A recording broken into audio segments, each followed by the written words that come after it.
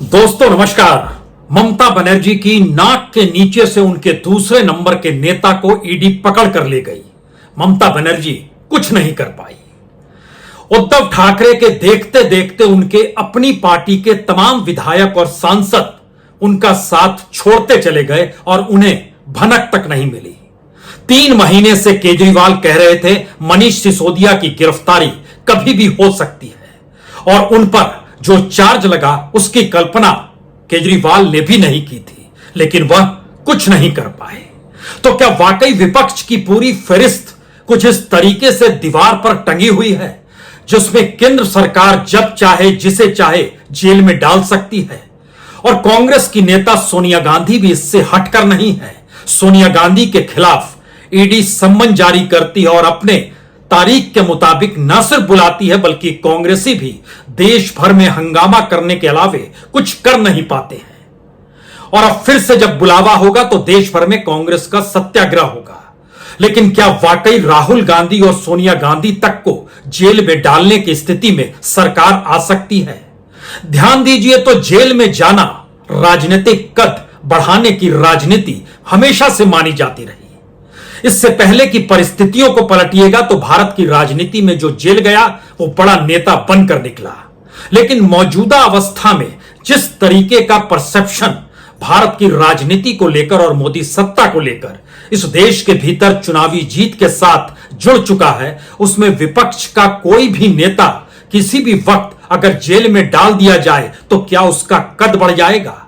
और ध्यान यह भी दीजिए, विपक्ष के तमाम नेताओं की कतार में सिर्फ अपने अपनी पॉलिटिकल पार्टी के एक नायक के तौर पर इन नेताओं की पहचान है। कोई ऐसी सेना इनके पास नहीं है। शिवसेना ही कहती थी दुश्मन बनाओ, सेना खुद खड़ी हो जाएगी। लेकिन उद्धव ठाकरे नायक के तौर पर अकेले रह गए और पूरी सेना उनकी जमीन के नीचे से खिसक गई। यही स्थिति ममता बनर्जी की तो नहीं हो जाएगी, क्योंकि ममता बनर्जी पर निशाना साधने से पहले उनकी उस सेना को ही खत्म कर डालिए, वह खुद ब खुद खत्म हो जाएगी। जिस तरीके से केजरीवाल की घेराबंदी हुई, सत्येंद्र जैन लंबे वक्त से जेल में पड़े हैं, ईडी की निगरानी में है। स्थिति इतनी नाजुक है कि वो बीमार हैं या फिर वो वाकई भूलने की परिस्थिति में आ चुके हैं, इसको लेकर सवाल है। और अगर वो भूल रहे हैं तो दोबारा पद कैसे संभालेंगे, यह भी एक सवाल है। यानी उनके अपने इर्द गिर्द के नेताओं की फहरिस्त में सत्येंद्र जैन से उनकी करीबी और मनीष सिसोदिया को लेकर जो उनका कहना है कि वह 20 साल से उन्हें जानते हैं, सवाल यह नहीं है। सवाल इस वक्त यह है कि इस देश की राजनीति में चुनाव ही हर चीज का मापदंड हो चला है। 4 महीने के बाद गुजरात के चुनाव होने हैं, 10 महीने के बाद कर्नाटक के चुनाव होने हैं, 16 महीने के बाद और 4 राज्य बड़े सामने आकर निकल पड़ेंगे, जिसमें राजस्थान है, मध्य प्रदेश है, छत्तीसगढ़ है और तेलंगाना है। इन स्थितियों से निकलते निकलते आपके सामने लोकसभा चुनाव आकर खड़ा हो जाएगा। और इस दौर में जो मुद्दे ये विपक्ष उठा सकता है वह उन मुद्दों को उठाता नहीं है, या सड़क पर आता है तो उस तरफ कोई देखता नहीं है। क्योंकि अलग अलग पॉलिटिकल पार्टी के नेताओं को नाम लेकर आप उंगलियों पर गिनना शुरू करें तो उसके बाद कोई आपसे यह पूछे दूसरी कतार का नेता कौन है, तो आप जवाब नहीं दे पाएंगे। शुरुआत करते हैं शरद पवार से। शरद पवार के बाद दूसरा नेता एनसीपी में प्रफुल्ल पटेल की पहचान होती है। प्रफुल्ल पटेल ईडी के रडार पर है। छगन भुजबल का भी नाम लिया जाता है, वह भी रडार पर है। जिस दिन चाहे उस दिन उन्हें जेल में डाला जा सकता है और इस देश के भीतर में कहीं कोई चू चपा भी नहीं होगी, यानी कोई शोर भी नहीं उठेगा। और जिस दिन शरद पवार की भी लिस्ट में नाम है, शरद पवार भी ईडी के रडार पर है, लेकिन शरद पवार को खत्म करने से पहले उनकी अपनी सेना को लेकर उनकी संवेदनशीलता या संवेदनहीनता जिस भी रूप में आप देखें, क्योंकि जब राजनीतिक दल परिवारों में सिमट जाते हैं, पार्टी का नेता नायक के तौर पर अपने कैडर के बीच पहचाना तो जाता है, लेकिन वह एकदम अलग होता है और उस पर जो मन चाहे चार्ज लगा दीजिए और उसको जेल में डाल दीजिए, पार्टी खत्म। यानी यह संघर्ष करने की परिस्थितियों के साथ नायक का ना होना उस पार्टी के चीजें खत्म कर देता है। शरद पवार के साथ हो सकता है आपके जहन में चंद्रशेखर राव का भी नाम आए, जो तेलंगाना से चुनाव लड़ते हैं, मुख्यमंत्री हैं, और उनको लेकर और बीजेपी के बीच की खटास कोई छुपी हुई नहीं है। लेकिन बीजेपी जानती है कि एंटी इनकम्बेंसी का लाभ कांग्रेस को नहीं होना चाहिए, तो बीजेपी को लाभ कैसे मिलेगा, इसकी बिसात उसने बिछाकर रख दी है। अगला सवाल, अगर चंद्रशेखर राव को ही जेल में डाल दिया जाए तो क्या होगा? क्या वाकई तेलंगाना में आग लग जाएगी? जी नहीं। कांग्रेस कहां पर खड़ी होगी? कांग्रेस अपनी राजनीतिक जमीन बचाएगी और उसे बढ़ाएगी और विस्तार करेगी। बीजेपी क्या करेगी? वो तो एंटी इनकम्बेंसी का लाभ उठाएगी। तो चंद्रशेखर राव का मतलब उनके अपने परिवार के लोग या फिर वह करीबी लोग जो ईडी की रडार पे हैं, जिसमें 3 एमएलए हैं, तीनों ईडी की रडार पे हैं, कभी भी जेल में डाला जा सकता है। शरद पवार, चंद्रशेखर राव, जगन रेड्डी को लेकर इतनी उलझने रही हैं, आज से नहीं, जब से इस देश में चीफ जस्टिस बने रमन्ना साहब, तब से लेकर कुछ सवाल घुमड़ते रहे। उन सवालों के दाएं बाएं स्थिति में जगन रेड्डी ने हमेशा बीजेपी का साथ दिया, सीधे समझें तो मोदी सत्ता का साथ दिया, और हर उस मुद्दे पर वह मोदी सत्ता के साथ खड़े नजर आए जहां पर विपक्ष विरोध करते हुए नजर आ रहा था। उनको भी खत्म कर दिया जाए तो कहां बचेगी वाईएसआर कांग्रेस, और उसको लेकर कौन से सवाल उठेंगे? उन्होंने 5 डिप्टी सीएम तो बना दिए, लेकिन किसी की कोई पहचान क्या वाकई उनकी अपनी कॉन्स्टिट्यूएंसी से हटकर है? नहीं है, वो अपनी कॉन्स्टिट्यूएंसी तक सीमित है। आगे बढ़िएगा तो आपके जहन में अकाली दल भी आएगा। सुखबीर बादल, प्रकाश सिंह बादल के बाद सुखबीर बादल, उनके साथ उनकी पत्नी खड़ी है प्रणीत कौर, लेकिन उसके बाद प्रणीत कौर के बाद आपके जहन में एक शून्यता आ जाएगी। कौन नेता है और क्या वाकई इनके खिलाफ कार्रवाई नहीं हो सकती है? मामले तो बने हुए हैं, और मामले ऐसे वैसे नहीं बने हैं। जितनी बड़ी तादाद में इनकी आय बढ़ी है, उस आय को लेकर आईटी डिपार्टमेंट तमाम चीजों को खंगालते रहा है, छिटपुट नोटिस भी देते रहा है। तो जिस दिन सक्रिय हो गया उस दिन क्या होगा, और उस दिन अकालियों का क्या होगा? तो समझौता कर लीजिए, अन्यथा जेल में होंगे। उसके बाद आइए तेजस्वी यादव। तेजस्वी यादव का नाम भी रडार पर है। लालू यादव और उनके परिवार के सदस्य जन जो हैं, उनको लेकर ईडी की सक्रियता छुपी हुई नहीं है। और यह बात जो कही जाती है, जो जेल गया बड़ा नेता के तौर पर उभर कर सामने आ गया, तो लालू यादव तो जेल से निकले थे। और जब उपचुनाव बिहार में हुए, वहां पर कितनी आरजेडी को जीत मिली या आरजेडी को हार मिली, इससे भी पता चल जाता है कि क्या वाकई जेल में जाना इस दौर में आंदोलन के आश्रय नहीं है, यह सरकार के ऊपर निर्भर है। तो क्या आंदोलन इस देश में राजनीतिक दलों के खत्म हो गए? एक दिन जेल भरो और उसके बाद खामोशी और शांति। कांग्रेस कमोवेश इसी रूप में अपनी पहचान अपने नेताओं को लेकर देती है। राहुल गांधी के ऊपर ईडी की पूछताछ, हम जेल भर देंगे, लेकिन अगले दिन छूट जाएंगे, घर भी तो जाना है, तमाम चीजें देखनी परखनी भी तो है। कौन जेल में कितने दिन तक रहेगा? यानी जेल भरने की परिस्थितियां राजनीतिक तरीके से हटकर साख कम करने और राजनीति को खत्म करने की दिशा में बढ़ चुकी है। तेजस्वी यादव के साथ अखिलेश यादव का नाम लीजिए। अखिलेश यादव भी कहीं ना कहीं रडार पे हैं सरकार की जांच एजेंसियों के, चाहे वो संपत्ति का मामला हो, चाहे 3 मामलों में दिए गए नोटिस हो। सरकार भी जानती है, समाजवादी पार्टी भी जानती है, अखिलेश यादव भी जानते हैं। इसीलिए वह फूंक फूंक कर कदम रखते हैं, सीमित दायरे में राजनीति खेलते हैं, और उस सीमित दायरे में राजनीति खेलना बीजेपी को बहुत अच्छा लगता है। मायावती की स्थिति भी कमोवेश यही रही। मायावती हमेशा कुछ विचारधारा और कुछ अपने सोच को लेकर हमेशा से आगे रखती रही और कहती रही कि हमारा रास्ता यही है, जो कि राजनीतिक तौर पर अनुकूल हो जाता है बीजेपी का। क्या वाकई एजेंसी जिस दिन नहीं चाहे मायावती को जेल में नहीं डाल सकती है? आय से ज्यादा संपत्ति का तो बहुत बड़ा मामला और बहुत पुराना मामला है। मुलायम सिंह यादव को लेकर भी यह मामला चला था।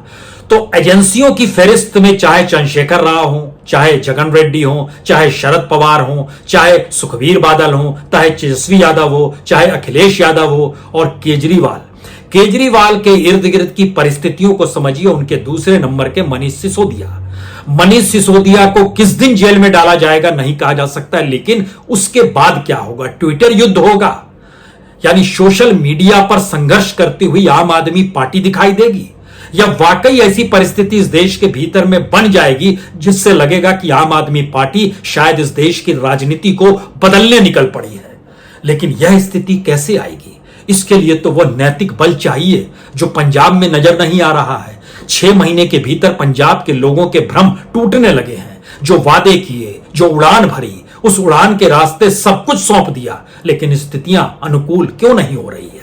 और अनुकूल नहीं है तो फिर प्रतिकूल परिस्थितियां और तेजी से बढ़ क्यों रही है? उसके बाद ममता बनर्जी और उद्धव ठाकरे, यानी विपक्ष के तमाम पॉलिटिकल पार्टी के नायकों की तस्वीर को चस्पा कर लीजिए और उसके बाद एक दूसरी लकीर जब आप खींचने निकलेंगे तो हो सकता है आपकी हथेली खाली रह जाए, क्योंकि आपके सामने कोई नेता उस रूप में उभर कर आ नहीं पाएगा।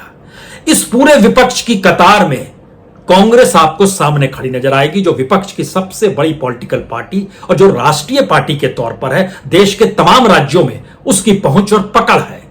लेकिन वहां पर भी राहुल गांधी और सोनिया गांधी पर एक साथ जब कटघरे में खड़ा करने की केंद्र ने सोची, तो क्या इसका मतलब यह माना जाता कि प्रियंका गांधी राजनीति में आ जाएंगी, या फिर इसका यह मतलब माना जाता कि हम इंतजार कर रहे हैं कि प्रियंका गांधी आए तो रॉबर्ट वड्रा के साथ उनको जोड़कर उनकी परिस्थितियों को भी धूमिल कर दिया जाए? सरकार के पास 3 मंत्र बहुत साफ है। एक तो सत्ता की ताकत है, यानी इस देश के तमाम एजेंसी, कॉन्स्टिट्यूशनल इंस्टीट्यूशन और जो भी कहिए वो सब कुछ उनके निर्देश और आदेश पर ही चलेंगे। दूसरा मंत्र है जो आईटी सेल के जरिए होता है और जिसका प्रचार प्रसार मेन स्ट्रीम मीडिया के दायरे में भी आकर खड़ा हो जाता है, यानी आप फर्क ही नहीं कर पाते हैं कि यह आईटी सेल काम कर रहा है या मेन स्ट्रीम मीडिया यानी फोर्थ स्टेट काम कर रहा है, और इसके जरिए छवि को कैसे धूमिल किया जाए या अपने अनुकूल रास्ता राजनीतिक तौर पर बनाते हुए सामने वाली पॉलिटिकल पार्टी को कैसे पूरे तरीके से ध्वस्त कर दिया जाए, यह दूसरा हथियार है। तीसरा हथियार उस पूंजी का है जिस पूंजी के आश्रय राजनीति इस देश में चलती रही है और मौजूदा वक्त में भी चलती है। उसी के जरिए ऑर्गेनाइजेशन खड़ा होता है, उसी के जरिए कैडर बनता है और उसी के जरिए नेता अपनी पहचान भी बनाता है। तो नेता के सामने 2 ही रास्ते हैं, कैडर और ऑर्गेनाइजेशन को लेकर अगर वो ये सोच रहा है कि वो नेता है तो उसे उस सरोकार की राजनीति में जाना होगा जहां पर संघर्ष है और रास्ता खुद ब खुद जेल तक पहुंच जाता है। यानी सरकार की एजेंसियों के दिशा निर्देश के अनुसार आप जिस दिन भी सोचेंगे हमें जेल में डाल दिया जाएगा, तो जेल में डालने की परिस्थितियां आपको डराती रहेगी। तो पूरा का पूरा विपक्ष जिस कतार में खड़ा है, इसके पास ये तीनों परिस्थितियां उसके खिलाफ जाती हैं। तो क्या यह विपक्ष एकजुट वाकई कभी नहीं हो पाएगा?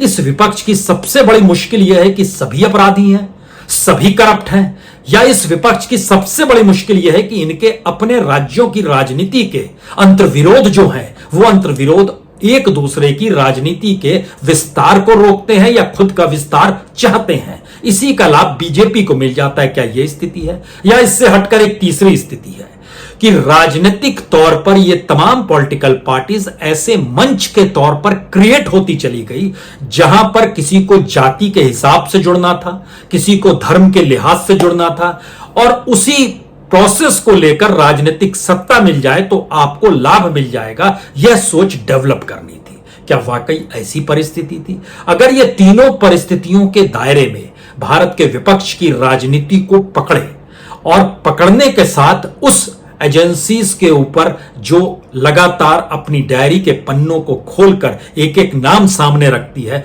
उसके जरिए चीजों को समझे, तब तो कोई नेता बचेगा नहीं जो जेल ना जाए।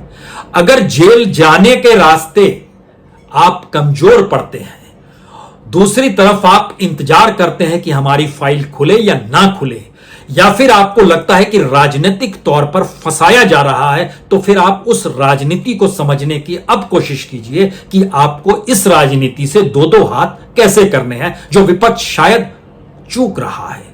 ममता बनर्जी के दूसरे नंबर मुकुल राय हुआ करते थे, वह क्यों छोड़कर बीजेपी में चले गए और फिर बीजेपी से वापस लौटे तो उनकी क्या स्थिति है? उसके बाद याद कीजिए शुभेंदु अधिकारी, उनकी क्या ताकतवर वाली स्थिति थी, वह क्यों छोड़ के बीजेपी में चले गए और खुले तौर पर ममता के खिलाफ क्यों खड़े हैं? इन 2 के जाने के बाद भतीजे किस रूप में हावी हुए अभिषेक बनर्जी, उनका नाम भी कोयला खदान के दौर में किस तरीके से आ गया। पार्थ चटर्जी जिस रूप में फंसे, ममता बनर्जी के इर्द गिर्द के पूरे खांचे को समझिए। तो क्या 3 रास्ते राजनीतिक तौर पर अब केंद्र सरकार जो अपना रही थी उसके सिरे को उसने उलट दिया है। कल तक तीसरे नंबर पर जेल जाने की परिस्थितियां आती थी, अब पहले नंबर पर जेल जाने का डर सामने पॉलिटिकल नेताओं के खड़ा किया जा रहा है।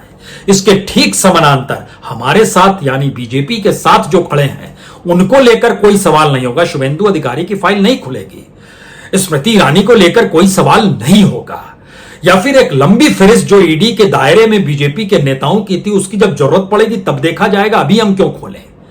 तो एक तो यह है कि जेल जाने की परिस्थितियों ने एक नए राजनीतिक जमीन को खड़ा किया है जहां पर विपक्ष बड़ा कमजोर हो जाता है।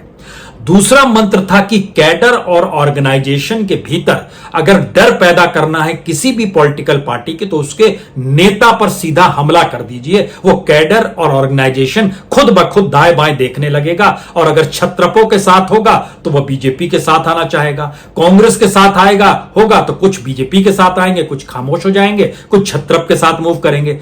इन परिस्थितियों के बीच में दूसरी राजनीतिक स्थिति बनी और तीसरी यह थी कि जो भी रास्ते इस दौर में पूंजी के होंगे, खास तौर से इससे पहले जो कॉरपोरेट पूंजी पॉलिटिकल पार्टीज के पास जाती थी उसको रोकने के लिए कॉरपोरेट को ही खामोश कर दिया जाए और कॉरपोरेट के सामने भी यह सवाल किया जाए कि हो सकता है अगर आपने जो भी अपने बिजनेस में गड़बड़ी की होगी आप भी मनी लॉन्ड्रिंग के दायरे में आ सकते हैं और कोई बिजनेसमैन इसमें फंसना नहीं चाहेगा। उसे तो सिर्फ एक काम करना है, पॉलिटिकल डोनेशन एक ही पार्टी को देनी है जो सत्ताधारी है और पॉलिटिकल डोनेशन बाकी पॉलिटिकल पार्टी को नहीं देनी है जो सत्ता में आने के लिए बेचैन है। तो एक पाइपलाइन यहां पर भी कट गई। अब यहां पर अगला सवाल जो शायद सबसे बड़ा सवाल है, अपनी ही चीजों में उलझने में भी कांग्रेस माहिर है क्योंकि कांग्रेस विपक्ष के राजनीतिक दल पे है। सवाल यह नहीं है कि राहुल गांधी और सोनिया गांधी जेल जाएंगे या नहीं जाएंगे, सवाल यह नहीं है कि प्रियंका गांधी मुख्यधारा की राजनीति में आएंगी तो कैसे आएगी। सवाल है कि इस दौर में अगर इन्हीं के राज्यों को देखने की कोशिश कीजिए, गहलोत और सचिन पायलट 36 के आंकड़े के सामने खड़े हुए हैं राजस्थान की राजनीति में, शिव कुमार, डीके शिव कुमार और सिद्धारमैया खड़े हुए हैं कर्नाटक में जहां 10 महीने बाद चुनाव होना है और यह आस लगाकर कांग्रेस बैठी है इस बार एंटी इनकम्बेंसी का लाभ उन्हें और जेडीएस को हो जाएगा। वो सत्ता में आ सकते हैं, अपने बूते भी आ सकते हैं, लेकिन रुकावट में खुद ही खड़े हैं। इसी तरीके से अगर आप बघेल को देखिएगा, उनके खिलाफ खड़े हुए नेता को देखिएगा जो सिंहदेव साहब हैं, वो तो आज से नहीं, वो तो पिछले जून से ही 2.5 साल जब पूरे हुए तभी से और दिल्ली आकर पिछले दिनों बैठ गए। बघेल भी दिल्ली आ गए, हाईकमान नहीं मिला वो अलग मसला है। हाईकमान का मतलब गांधी फैमिली होती है यहां पर, लेकिन इसके समानांतर जो लकीर खींची जा रही है वो राजनीतिक लाभ घाटे हानि की खींची जा रही है।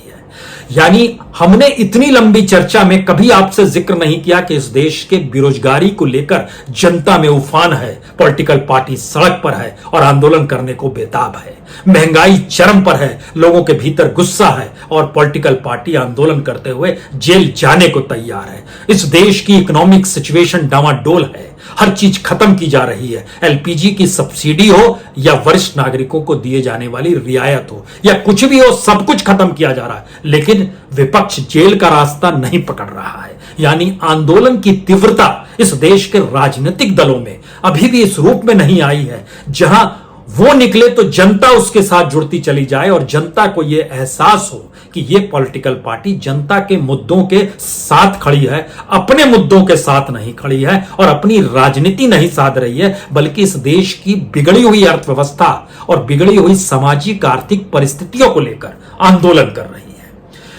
दरअसल इसी मंत्र को गढ़ते और पढ़ते हुए बीजेपी साधना चाहती है 2024 की उस सियासत को जहां पर उसे पता है कि किस राज्य में कितनी चोट किस तरीके से करनी है। मसलन अगर आप ध्यान दीजिए तो इसमें पहला नाम महाराष्ट्र का आता है। महाराष्ट्र में यह खेल क्यों किया गया? 2014 में बीजेपी को जो वोट मिले थे वो 54.9% थे और 54 मध्य प्रदेश का था, महाराष्ट्र का था 27.3% और 2019 में इसमें सिर्फ 0.3% का इजाफा हुआ 27.6%। यानी बाकी लगभग 70% प्लस उस विपक्ष के पास था जिसमें शिवसेना थी, जिसमें एनसीपी थी, जिसमें कांग्रेस थी और बाकी छोटे छोटे दल थे। कांग्रेस का जिक्र करें तो उसको 2014 में लगभग 20.6% वोट मिले थे, 2019 में 23.3% वोट मिले थे। यानी कांग्रेस के भी वोट में जितना इजाफा 2014 से 19 में लोकसभा चुनाव में महाराष्ट्र में हो गया उतना इजाफा बीजेपी को नहीं हो पाया। तो बीजेपी को साधना था शिवसेना को, क्योंकि अपने वोट बैंक को बढ़ाना है, तो उसने वहां पर खेल कर दिया और उद्धव ठाकरे अपनी सेना के साथ जो सामूहिक तौर पर खड़े नजर आते थे, एकदम अकेले और परिवार संग ही नजर आने लगे। स्थितियां नाजुक हो गई। दूसरा राज्य जो टारगेट किया जा रहा है वह पश्चिम बंगाल को लेकर जो खेल खेला जा रहा है, उससे पहले इन परिस्थिति को समझिए कि ममता बनर्जी ठीक सामने खड़ी थी। उसमें जो वोट परसेंटेज जब बंटना शुरू होता था तो कांग्रेस के लिए एक मुश्किल थी कि एक तरफ लेफ्ट है और लेफ्ट की विचारधारा को वो लिए हुए वोट बढ़ते चले जाते थे। बीजेपी को इसका लाभ जरूर हुआ, लेकिन ममता बनर्जी जब तक थी तो वो लाभ उतना नहीं हो पाया, वहां उसे लाभ चाहिए था। तीसरी परिस्थिति में आइएगा तो ध्यान दीजिए छत्तीसगढ़ में वो 48% से 50% तक बीजेपी पहुंची। कांग्रेस भी 38% से 40% तक पहुंची। निशाने पर छत्तीसगढ़ भी है, उसके भी वोट बैंक को डिगाना है जिससे अनुकूल स्थितियों में आ सके। तेलंगाना निशाने पर क्यों है और तेलंगाना में नेशनल एग्जीक्यूटिव क्यों होती है?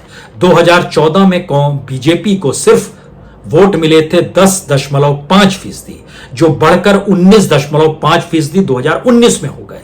लेकिन वहां पर जो कांग्रेस थी उसके वोट में भी इजाफा हुआ, 34-35% वोट 2014 में, और वो वोट बढ़ के 2019 में लगभग 41-42% हो जाता है।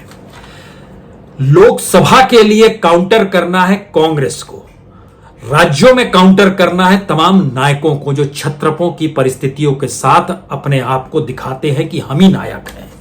और सभी का रास्ता अगर जेल के लिए सरकार डर के साथ बना रही है, खौफ के साथ बना रही है, तो विपक्ष को क्या करना चाहिए? विपक्ष की एकजुटता गायब है, जो एकजुटता होनी चाहिए।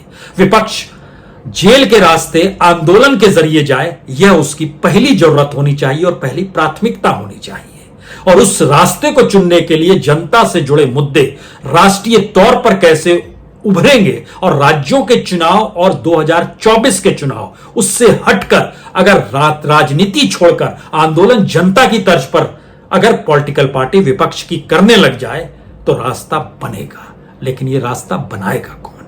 इन सबको भी मथने के लिए एक नेता चाहिए। जयप्रकाश नारायण तो आएंगे नहीं और वीपी सिंह भी उस तरीके से उभरेंगे नहीं जिस तरीके से बीजेपी के भीतर से कोई नेता उभरकर सामने आ जाए। स्थितियां विकट हो चली है। तो क्या हर कोई अपनी लड़ाई अलग अलग लड़ेगा? अलग अलग तरीके से पेशी होगी, अलग अलग तरीके से जेल का रास्ता तय होगा। लग ऐसा रहा है चेतना विपक्ष को है, जागना विपक्ष को है। सियासत आंधी की तर्ज पर इसलिए चल पड़ी है क्योंकि 2024 के बाद की स्थितियों को यह देश में सरकार पढ़ने लगी है, जहां पर उसके पास कुछ भी नहीं बच पा रहा है। खास तौर से अर्थव्यवस्था वो क्या करेगी? वो खूब एग्रेसिव होगी और एग्रेसिव होने के साथ निशाने पर किसे लेगी? जनता को निशाने पर तो ले नहीं सकती है, तो इन जनता द्वारा चुने गए उन नायकों को लेगी जिनके नीचे की जमीन धीरे धीरे खिसकती चली जा रही है, और उन नायकों को धराशायी कर खुद ही अपने नायकों को भी गढ़ेगी और गढ़ते गढ़ते अपने ही छत्रपों को नया पाठ भी पढ़ाएगी, जैसे वसुंधरा को राजस्थान में पढ़ा दिया गया और रमन सिंह को साइडलाइन छत्तीसगढ़ में कर दिया गया। शिवराज किसी तरीके से लौट आए, यह उनकी किस्मत, लेकिन सियासत के इस पाठ को विपक्ष को पढ़ना होगा, समझना होगा और एक्शन में आना होगा। बहुत बहुत शुक्रिया, बहुत बहुत शुक्रिया।